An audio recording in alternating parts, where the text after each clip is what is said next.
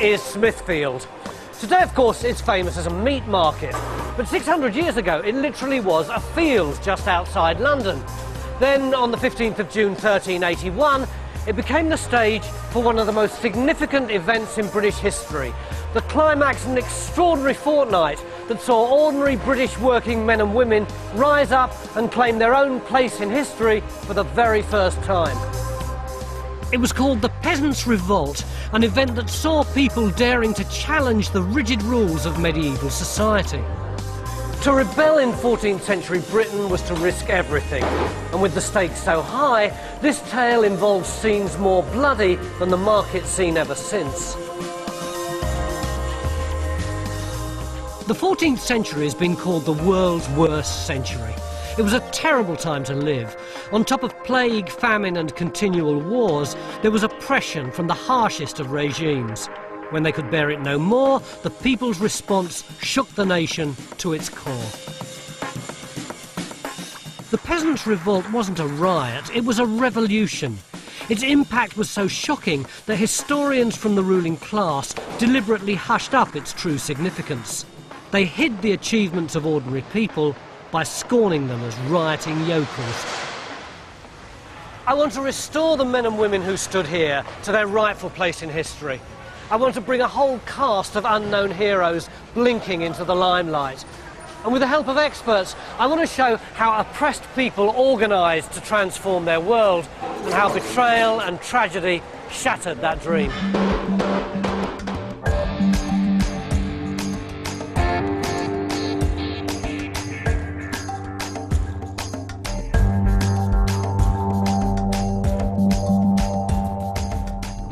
Uncovering the truth about the Peasants' Revolt means embarking on an epic journey of discovery. What the peasants did in 1381 does echo down the centuries to us, and it does have a resonance in terms of our own experience today. It's the most important event in the social history of the English Middle Ages. It set the pattern for later centuries of revolt. In retracing the course of the revolution, I'll be finding out just who some of these extraordinary men and women were, and how exactly they managed the planning and logistics of their remarkable campaign. What they never told me at school was that it all started where I come from. I'm an Essex boy, me.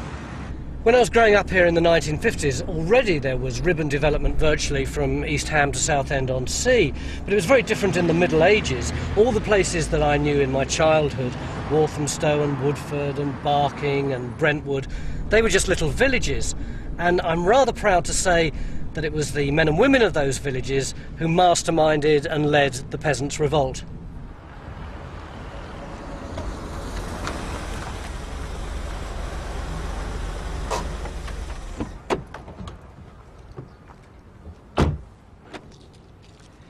Politicians today talk about the fight for the hearts and minds of Essex man. Well, in 1381, they definitely lost it.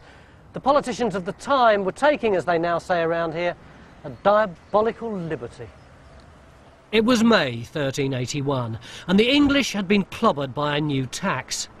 The 100 Years' War with the French was dragging on, and it was really expensive. So in order to pay for it, they brought in a poll tax, which meant that every adult in the country had to pay the same amount, whether they were the 14th century equivalent of a jag owner or the proud possessor of a Ford Fiesta.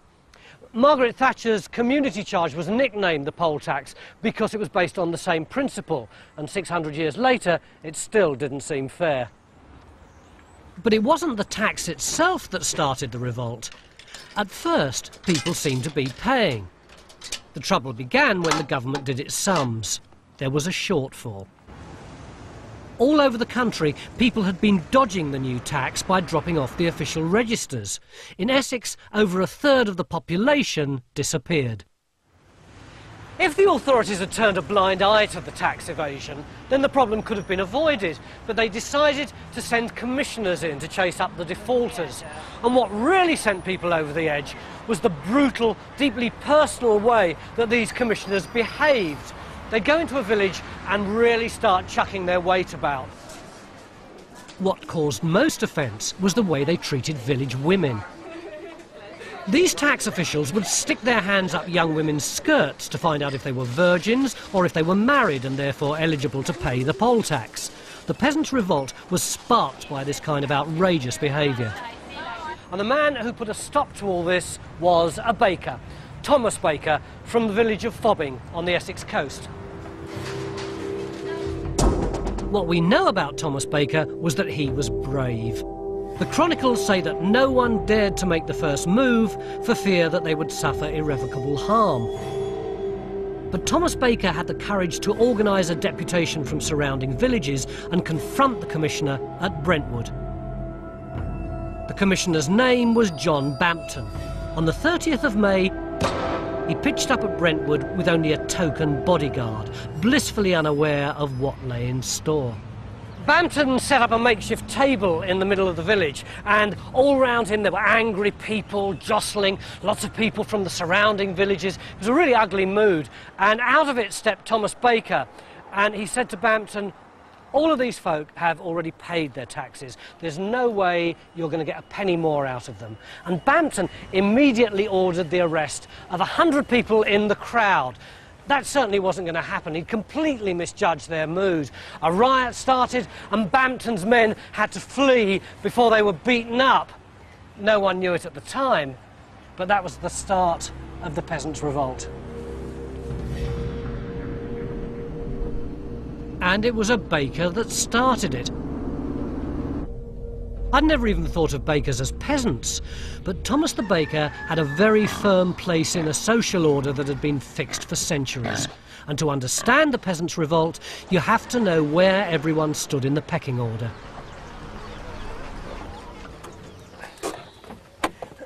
No, you're right, this isn't rural Essex.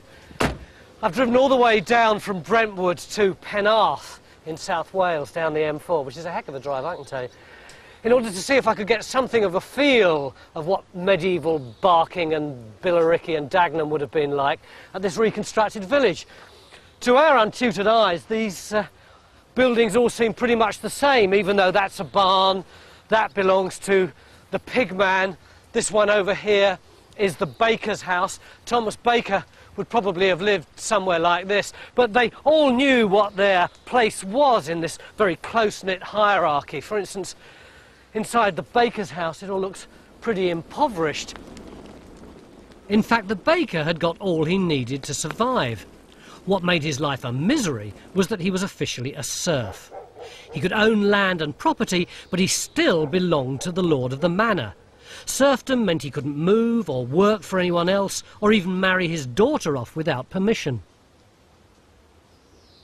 Even the top man in the village, the reeve, was bound by the same system. He had plenty of space, lots of possessions, nice furniture, a few acres to farm. He was like a successful small businessman, but he was still thought of as a peasant because he was under the control of the lord of the manor. Nevertheless, everything ticked along quite nicely as long as there was plenty of food on the table. But then, in the middle of the 14th century, something happened that changed all that. In 1348, the Black Death swept into Britain. There was no cure. Communities such as these were devastated.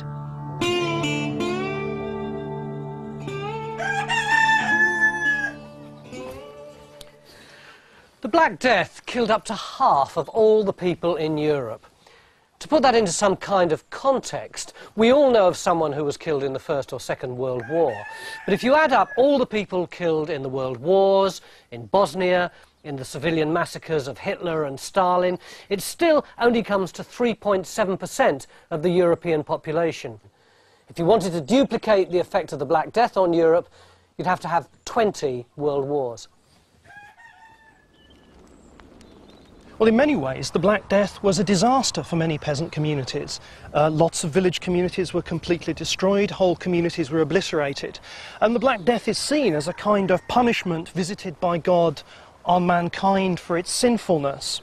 But if you're lucky enough to survive the onslaught of the plague, then great opportunities unfolded for you. What kind of opportunities? Well, there was plenty of land available. Land had been short before the Black Death. In the wake of the Black Death, there's a superabundance of it.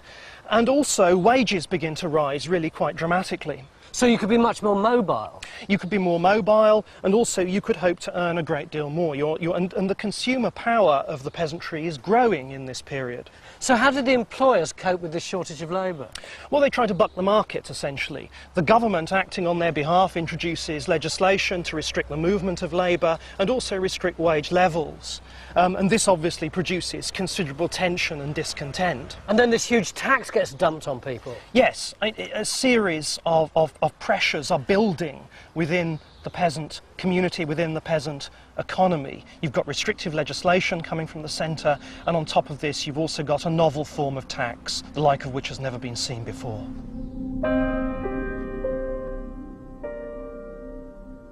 King Richard II was only 14 when the revolt started. People didn't blame him for the oppression and chaos. They believed the king was divinely appointed and trusted him implicitly. The only problem was that he was young. You couldn't expect a little kid to rule on his own, so when things started to go from bad to worse, people began to blame his advisors, who seemed to be doing pretty nicely out of all the disasters. The most hated figure was John of Gaunt, the king's uncle. He helped institute the poll tax. People suspected him of siphoning off funds for his own use. And joining Gaunt on the peasants' most hated list were two churchmen, Archbishop of Canterbury Simon Sudbury, who was Chancellor of England, and the Treasurer Robert Hales. Together they were responsible for organising the Get Tough collection of the poll tax.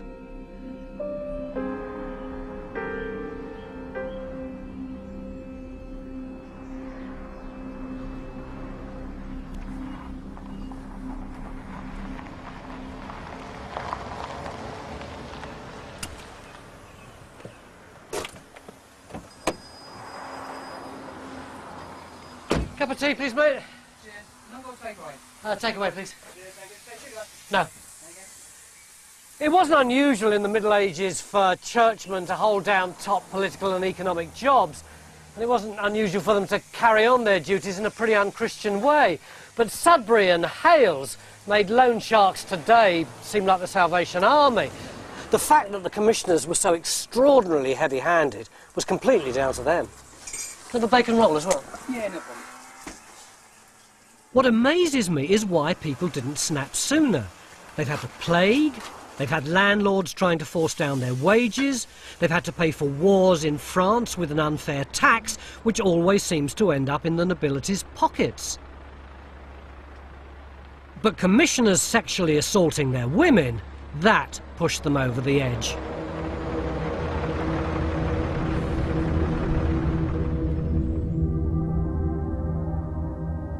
The Peasants Revolt had started when Thomas the Baker's men had kicked out the tax commissioners from Brentwood. The backlash came almost immediately. The next day, another tax officer turned up in Brentwood with a small troop of soldiers to calm the crowd and quell the riot. But they'd completely underestimated the strength of popular feeling. It was dangerous to rebel against a king's representative, but these were people who'd passed the point of no return. They didn't care that they were committing treason. For the first time, the rebellion turned violent. 6 of the king's men were beheaded, the rest fled. The rebels had crossed a line. There was no going back. The English nobility saw the people who worked for them as little more than savages, but within a few days, these people would organise a revolt with a specific agenda and carry it out with ruthless efficiency. Thomas the Baker from Fobbing had lit the torch of freedom. Within a matter of days, it would engulf the land in fire.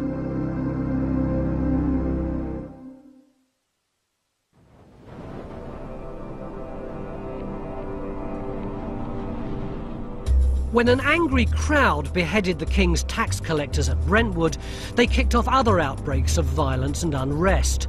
Rioting swiftly spread across Essex and beyond. 4 days later, anger at the poll tax exploded in Kent.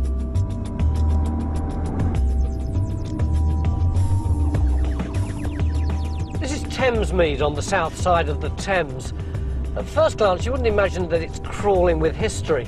But it was here that the Peasants Revolt stopped being just a bunch of riots over a long hot summer and started to become something much more like a military campaign.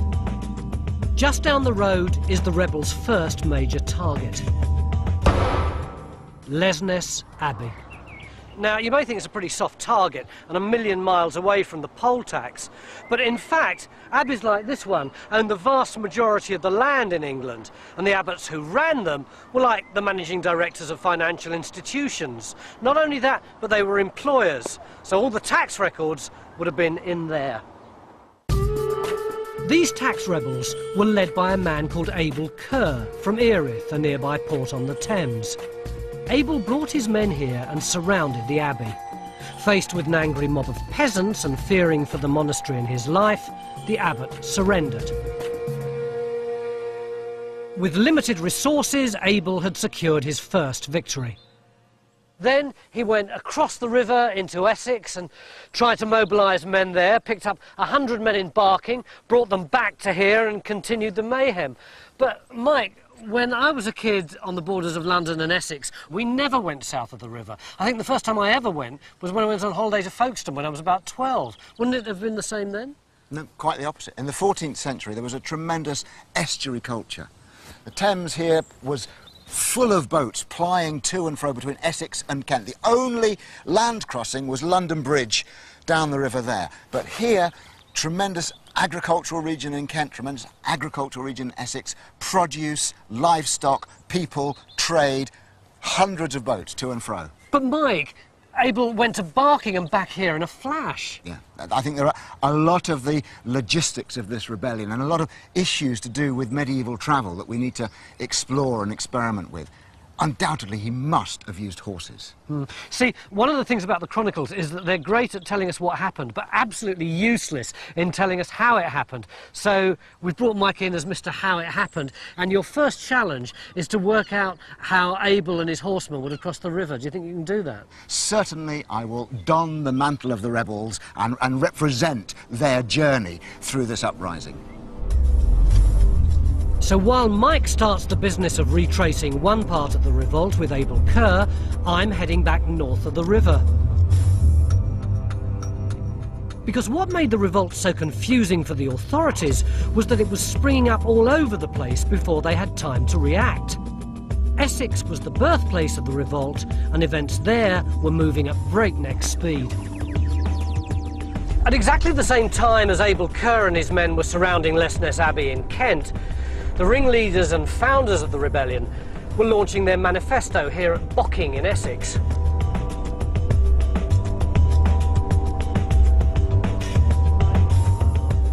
The chronicles of the time dismissed the peasants as disorganised rabble. But the summit held here on the 2nd of June 1381 provides a vital clue to the true nature of the revolt.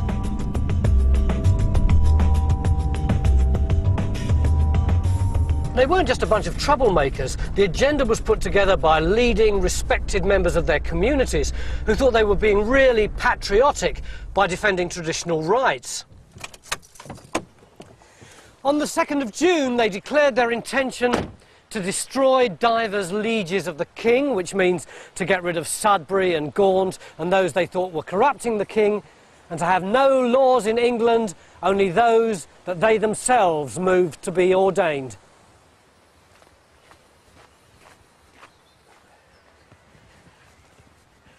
This was dynamite, the assertion that people could actually rule themselves. And they made sure that everyone was going to hear that message. They sent messages out into the surrounding villages. These people were well organised, weren't they? They were organised, certainly around areas like Colchester, which was the heart of the Great Society.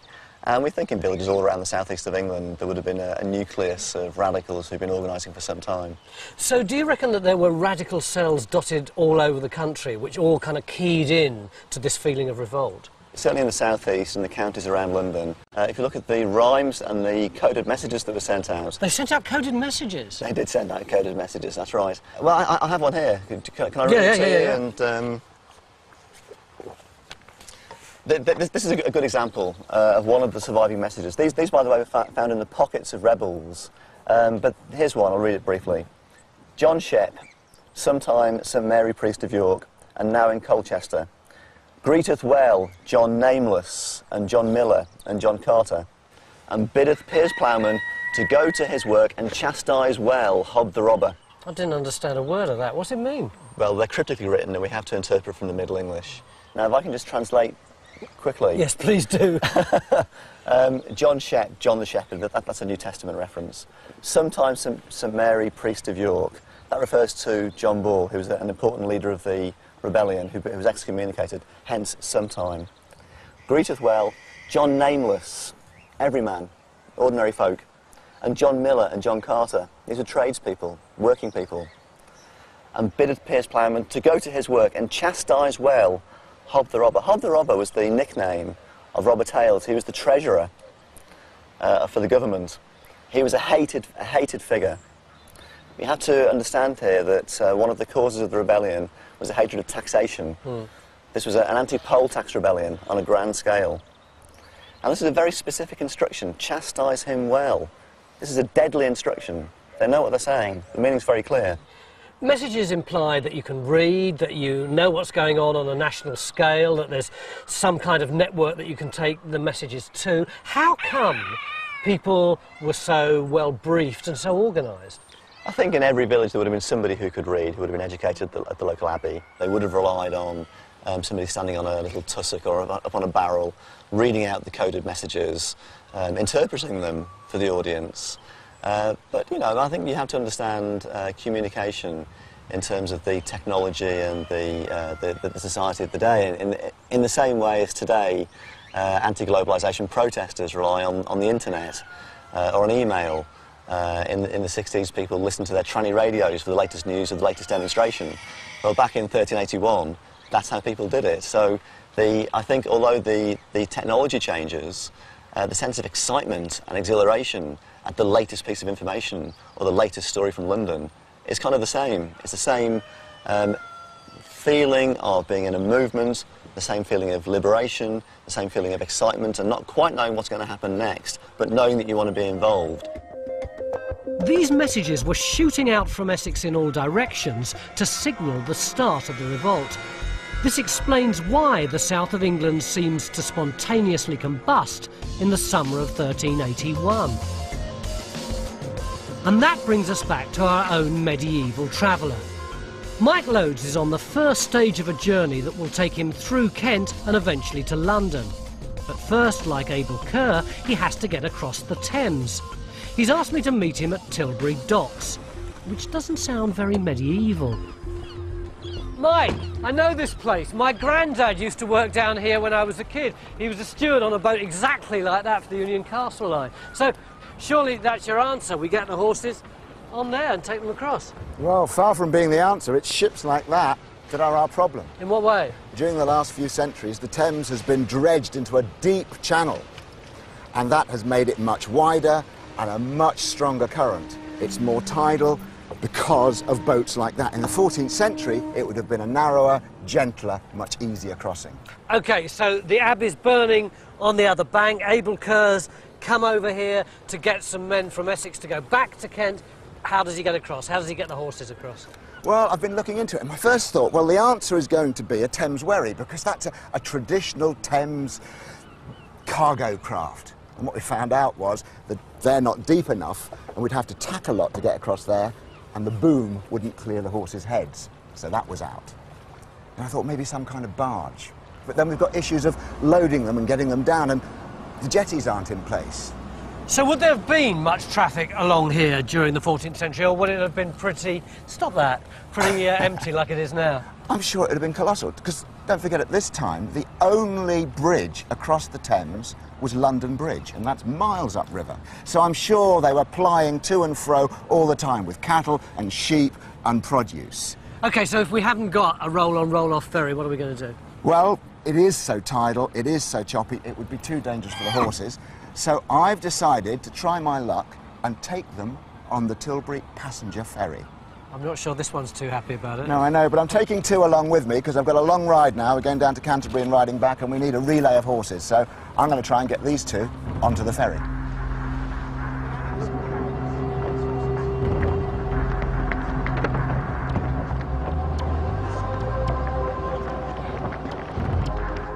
6 days into the revolt, Abel Kerr headed back to Kent with 100 men from Essex. He landed in Dartford.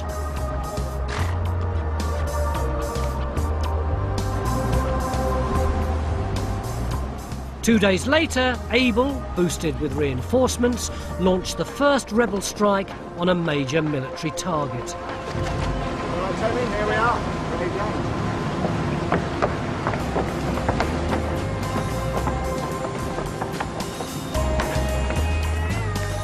They moved from Dartford onto Rochester.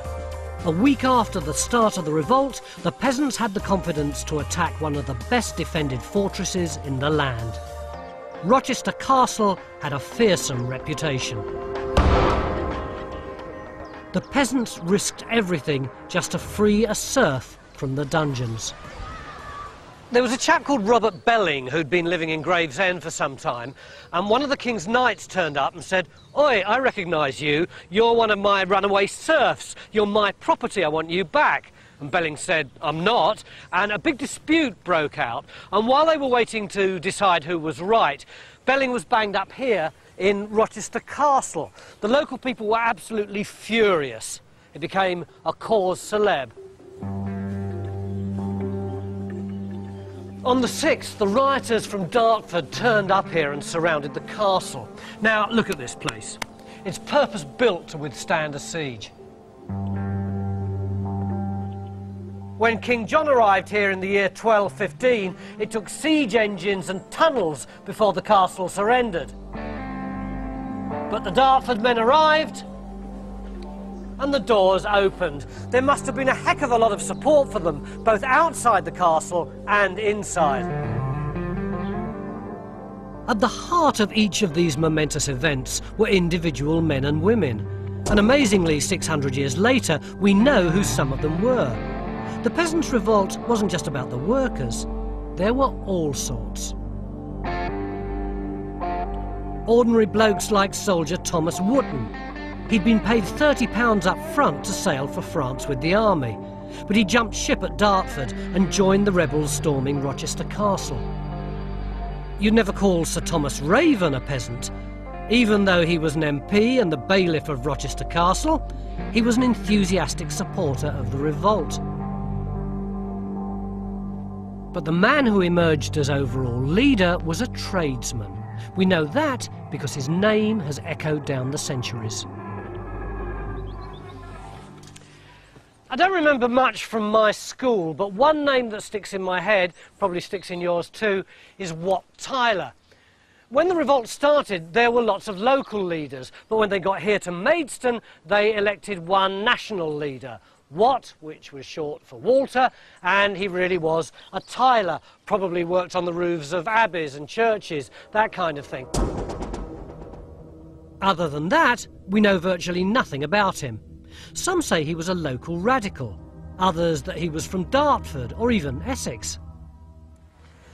But it was here that he came to the fore, in Maidstone, where he was elected leader and where he helped to rescue another of the leading lights of the revolt, John Ball, who was being held as a prisoner in the Archbishop's Palace, which is now a registry office.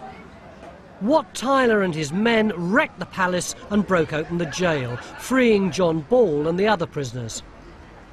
Why on earth would an archbishop have a prison? Oh, I suppose it all turns really on our understanding what an archbishop is in the late 14th century and thinking that an archbishop is a powerful prince. The chief vicar.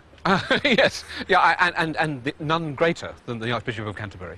And having two major domains which he's going to use a prison for people who fall foul of his ecclesiastical courts, and he's going to use it for people who have offended in his local manors, over his vast estates, and are going to be brought here to be jailed at the same time. What was John Ball doing in prison? Well, John Ball is in prison because he is acting as a radical preacher. And it seems he's been in prison 3 or 4 times, and that he's brought in each time for operating as a preacher without licence, and also because the text of his sermons and the text of his teaching is radically undermining of the traditional authority of the Church in England. In what way is he a radical? He's a radical because he wishes to reform the church from within in terms of its care for the poor and the sick and the distribution of alms.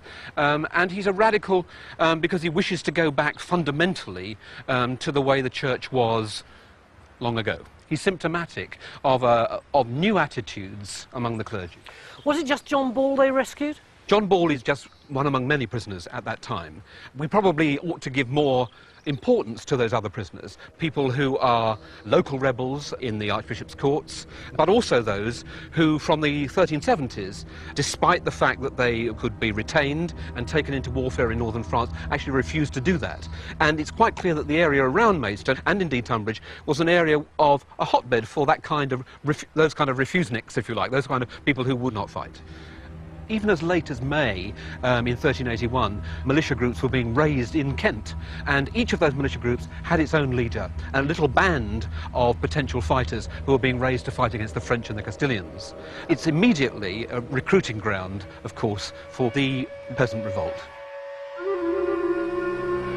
12 days in, the Peasants' Revolt had become a crusade. The rebels were organised. They had a manifesto and were using targeted violence to achieve their aims. After destroying the Archbishop's prison, they headed off for Simon Sudbury's HQ, 30 miles away in Canterbury.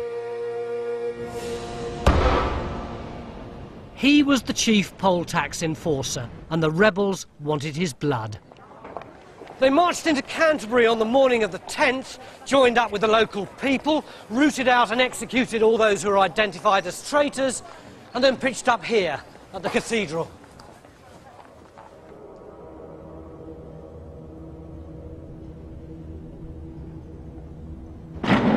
They burst in and completely disrupted High Mass, which would have been deeply offensive in itself, then demanded the removal of Archbishop Sudbury and that John Bull should be put in his place.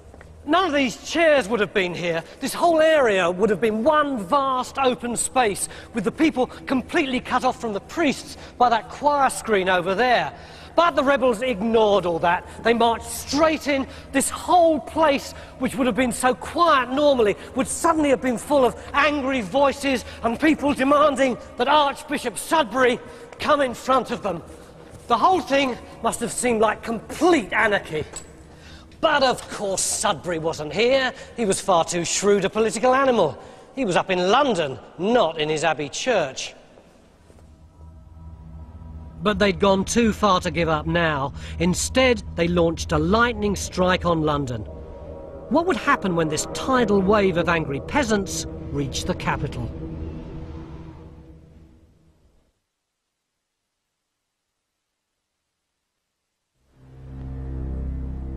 After only 12 days of the Peasants' Revolt, a carefully ordered medieval world had been blown apart. Most of southern England was beyond the rule of law. In search of an end to unfair taxes and serfdom, the rebels had broken open jails and invaded the headquarters of the church, Canterbury Cathedral. Then the chronicles tell us they embarked on a daring strategy to attack the capital itself. The stories seem scarcely possible, so we're going to put them to the test. After the raid on the cathedral, we're told that the rebels set off en masse for London on the morning of the 11th, and that 60,000 of them turned up at Blackheath on the outskirts of the capital the following evening. But that seems a heck of a long way to go for such a large crowd in such a short time. So Mike and his team are going to put the chronicles to the test and see how easy it would have been to have done that march in, what, 36 hours? We know they went from Canterbury via Maidstone, because they kicked off a lot of trouble there. So that means that they were actually going in a bit of a curve. A little bit of a curve, not straight up the A2. So we're going to follow a similar route, but we are obviously going to have to wiggle a bit because we can't take these main roads with the horses. I think at least some of us might get there. We're certainly going to give it a go. Would you like to give it a go with us? I am probably the world's worst horseman. But I'll give it a go. Splendid. I think you ought to wear this. Oh, will you help me on with it? I will. We've got a wonderful horse for you called Milano, and she'll make you look good. She's very steady and very good. And you're just going to have to sit there and grit your teeth and put up with the pain. I'll look cool, you promise me. Oh, yeah. This is Milano? This is Milano. Hello, mate. Hello. Oh, I haven't done this for a long time. Got my leg up. Oh, can't get it put in. We want to establish if 60,000 peasants really could get to London in a day and a half. OK, let's go to London. We're giving ourselves every advantage. Although most of the peasants would have been on foot, we're using the fastest mode of medieval transport. We've got changes of horses lined up and the advantage of 21st century planning and communications. But there are some obstacles the medieval peasants wouldn't have had. What kind of surface do you reckon these roads would have had in the 14th century? Well, I think once we're out of the precincts, it would have been dirt roads. Yeah. Because that's what's... all the transport was horse transport, and that is much kinder to horses. It's not to make a noise, this, doesn't it? Well, I think noise stress is going to be one of our most tiring factors. Yeah.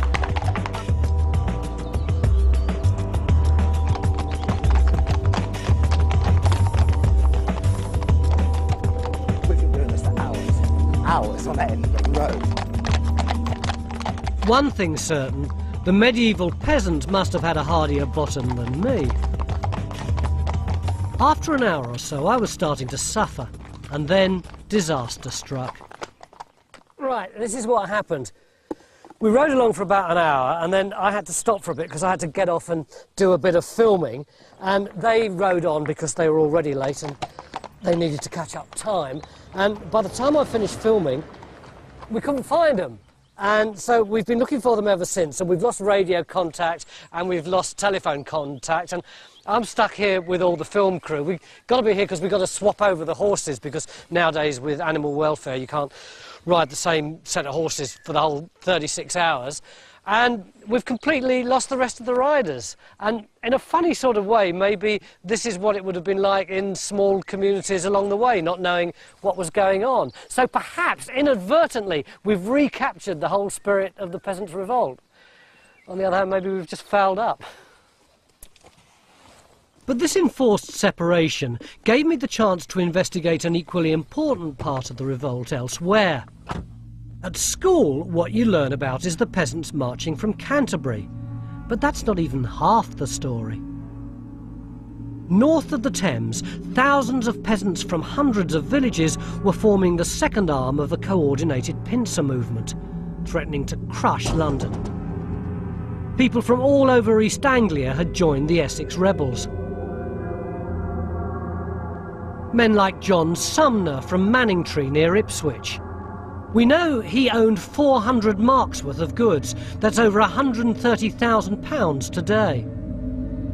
His neighbour Robert Pierce was also a rich landowner. Both were totally unlike a caricature of a peasant. Pierce and Sumner joined 40 others from their village. The focus of their anger was still the injustice of the poll tax. Along the road, the Manningtree men united with others. Their road to London was marked by a carefully targeted campaign of violence. Their first stop was here, at Coggleshall in Essex, headquarters of the chief tax collector for Essex. This is his house here. They yanked him out of his window, beheaded him in the street and stuck his head on a pole. Then they ransacked the whole house looking for the hated green-sealed poll tax documents, which they destroyed. They might be able to replace the tax collector, but how would they know who to tax? Then the rebels headed 5 miles down the road to the Manor of the Knights Hospitaller at Cressing Temple. This was the order run by the poll tax villain Robert Hales. They were joined there by others from all over the county who'd chosen the manor as a rendezvous point. And incredibly, the enormous barns are still standing. These were people who lived in hovels and little cottages, and were used to buildings the size of small parish churches. This was architecture designed by the enemy. And it wouldn't have been empty like it is today. It would have been jam-packed from floor to ceiling with peas and beans and corn and barley. And where would the profits have gone? Not to the local people. It would have all gone to the headquarters of the Knights Hospitaller in Malta. And there wasn't just one of these things. There was another one just as big right there. They must have really hacked the local people off. So why didn't they burn them down? The answer is because they were country folk. What they did set fire to was over there, behind those walls, the offices and the kitchens and the refectory of the monks. As far as country folk were concerned, these were useless. But these were seriously useful.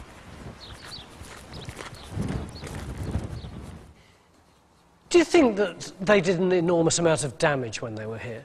Yeah, they must have done an enormous amount of damage. At the time, there was stored food and wine for the general chapter of the Knights Hospitallers by order of Robert Hales. And apparently the rebels ate all the food and drank all the wine. The chronicle account says it was 3 casks of wine, which is 3 barrels, or the equivalent of 90 to 100 gallons and 450 liters. That is quite a lot, and they were quite fortified when they set on their way. Was this the only place associated with Hales that got attacked? No, quite a few manors of the Knights Hospitallers were attacked in Lincolnshire and Leicestershire, 3 places in Cambridgeshire, places in London besides Clerkenwell, the manor of Highbury. So it was a deliberate attack on the manors of the Knights Hospitallers and on Robert Hales himself. How many people do you reckon turned up here? We can be sure that at least 110 people from 50 different parishes, villages all over Essex turned up, and 1 person from Northfleet in Kent, interestingly. Presumably if 110 got charged, there must have been more than that here. Yes, I guess so too. It's very tricky to find, to know something about the true number but it must have been several hundreds who came together here on the morning of the 10th of June. After destroying Cressing Temple, the Essex rebels started their advance on London. By nightfall on the 11th, they were burning tax documents in Chelmsford. Meanwhile, south of the Thames, the other arm of the pincer movement was still pressing on the capital. Wat Tyler and his men were making camp on the first night of the march from Canterbury to London, somewhere around Maidstone. Mike's made good progress following the same route. Without foot soldiers to hold him up, he's pushed 5 miles beyond Maidstone. But it's taken him all day. How are you, Mike? Actually, surprisingly good. Surprisingly good. Right. It's been a long old day. They couldn't have done the same distance that we've done today on foot. I think people on foot, just keeping a steady pace, would probably be only 4 or 5 hours behind. And obviously as they're coming along, they're gathering fresh people as they come, so not everybody's getting as footsore as the others. You want to go to bed, don't you? Let's go along. But it's already 10 o'clock at night, so foot soldiers lagging 4 or 5 hours behind would have had a hell of a distance to make up. Already, the idea that 60,000 peasants moved en masse through Kent is beginning to look implausible.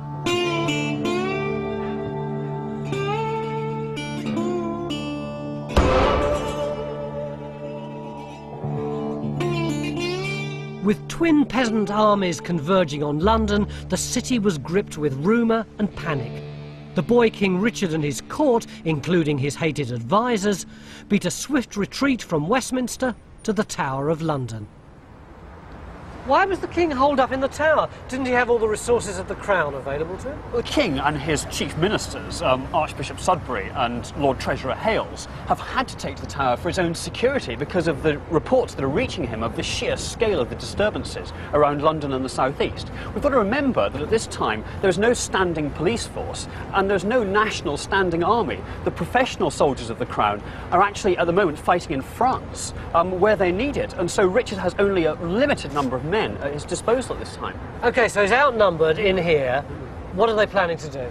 Well, clearly Richard and his ministers have got to come up with some kind of strategy to get the rebels out of London. But he's a 14-year-old boy. Well, it's remarkable how Richard's ministers behave like rabbits caught in the headlights and simply have been shocked by this national revolt that they were totally unprepared for. And so the young king seems to be the person who has to call the shots himself. How easy would it have been for the rebels to break in here? Well, what we see now is some of the most state-of-the-art defences of late medieval England. The Tower was an exceptionally well-defended building. In the 14th century, there would have been even more perimeter defences than what we see now. And so if the garrison had been wanting to put up a stiff fight, they could have done so with a fairly small number of men. But the problem is that he doesn't have enough men to take the fight out of the tower and take on the rebels, who are much superior in numbers. So he's okay as long as he's here, but there's nothing else that he can do? Absolutely, he's got to sit tight. The king could only wait for information. Meanwhile, the rebels were pressing steadily on from Canterbury.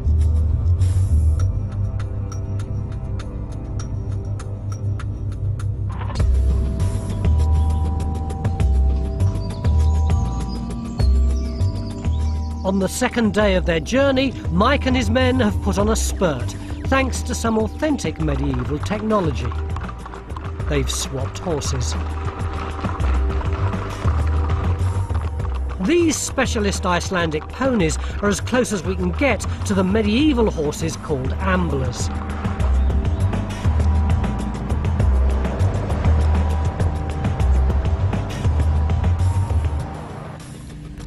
Mike! Tony! Relief to see you. I thought you were lost. Well, yeah, it's been quite a leg of journey, this one. We've done about 18 miles. And look at these, they're fresh and sprightly. These are not the horses you started out with, mate. No, they've shrunk a bit, haven't they? Yeah. These are Icelandic horses. The significance is not that they're Icelandic, but that Icelandic horses are ones that have kept the lateral gene. In other words, they've got a different type of walk. If I show you, yeah. Look how she's going. If she goes along here like this, look how she goes. And I'm not bouncing up and down, because what's happening is her legs are going, these two are going that way, then these two, so it's a side-to-side motion. So I'm just gently rolling in the saddle. I haven't got all this action while I'm riding. When you're travelling a long distance, you want comfort.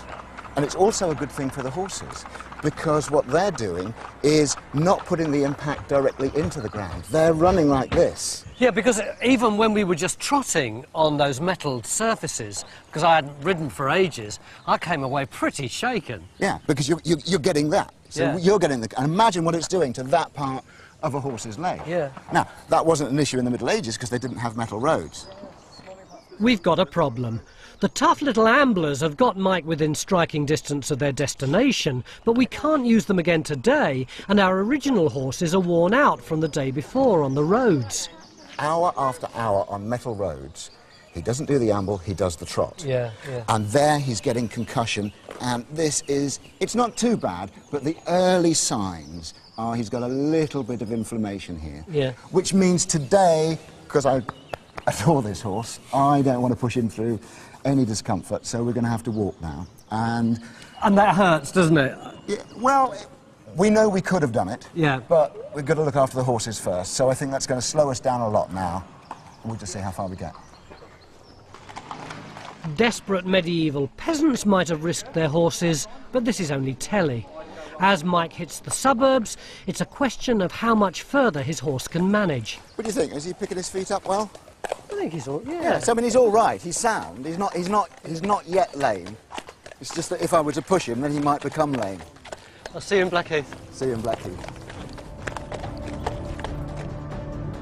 Over 5 hours later, I'm waiting for Mike with my own rebel academic. We're on Blackheath, where 60,000 rebels gathered, and it's 12 minutes past 8, and Mike was supposed to be here at 5 o'clock. And we're losing the light, and it's starting to rain, but at least we've got an authentic campfire. Very nice and warm. Unfortunately, we haven't got any tax documents to burn on it, as the rebels would have done in 1381. They did choose a fantastic spot to meet up there, didn't they? Well, it's nice Snowpen. Nowadays, it's a rather well-kept municipal area. In 1381, it would have been more rough and ready. But the most interesting thing is there would have been direct access back down. Hang on a minute. Come and have a look at this. You're here! You got a cab? I'm afraid we got a cab. We were expecting the clip-clop of 3 horses about 3 hours ago. Well done, mate. Well done. Well done. About another 2 hours after we left you. So, probably another 8-10 miles. And then what happened? Well, Louis was... I mean, he's not lame, but he was starting to be very gentle on that hoof, and I needed to look after the horse, so I called it a day. Stick yourself down there. But... So, we didn't kind of make it, but then in a way we did. Well, very much so we did. I mean, we have covered at least the same distance that they did, probably more. Yeah. it's not a big deal for a medieval traveller to have covered that sort of distance on the right sort of horses. Yeah, Mike, it's not a big deal for a medieval traveller on the right kind of horses, but hasn't this really blown out of the water, this idea that thousands of people came up from Kent and Essex? Because you weren't going to have that many horses available. There wasn't going to be that much grub available, surely. I think certainly that the idea that a single group descended on London from Canterbury is difficult to sustain in the light of this experiment. What fascinates me about it is that it certainly demonstrates the need to use horses and the need to have backup, and that's absolutely critical, which seems to me to suggest possibly one's talking about a small group of horse riders who were really going around encouraging others to rise up, coordinating events, and really acting as something of a militant spearhead in the move towards London. The suggestions that's brought out from this experiment seems to be borne out by the judicial records of the proceedings against the rebels, which suggests a similar sort of mix. A few real militant leaders from Kent coming up from Canterbury, presumably horse riding in the same way that you did, with other supporters who joined them as they assembled here on Blackheath. Does that work for you? Oh, it works for me enormously. I mean, I see it as a strike force, as people whipping up the fervour. Those who had the economic ability to do that, travelling horses, but you say small groups, 100 horsemen. Can you remember the sound of those amblers? 3 of them coming up. Imagine that 100 times, the dust, the noise, coming into a little village. That was a huge event, and it would have gathered like a snowball, and closer we got to London, more and more people. So the kind of thing that I learnt at school, of thousands and thousands of ignorant peasants marching through the countryside and then ending up in London, seems not to be the case. But what we can see is the idea of flying pickets, smart people, experienced people, people with good horses, just a few of them coming here, meeting up and whipping everything up. It's a much more varied, complex picture than the classic view would lead us to believe. Well, we've got the authentic place, we've got the authentic rebels, we've got the authentic campfire. I suggest we turn it off and go down the boozer. You going for that? Yes.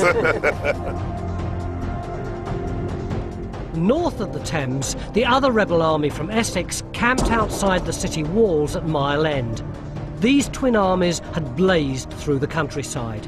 In the capital, people waited in trepidation as peasants from Kent and Essex threatened to change the country for good.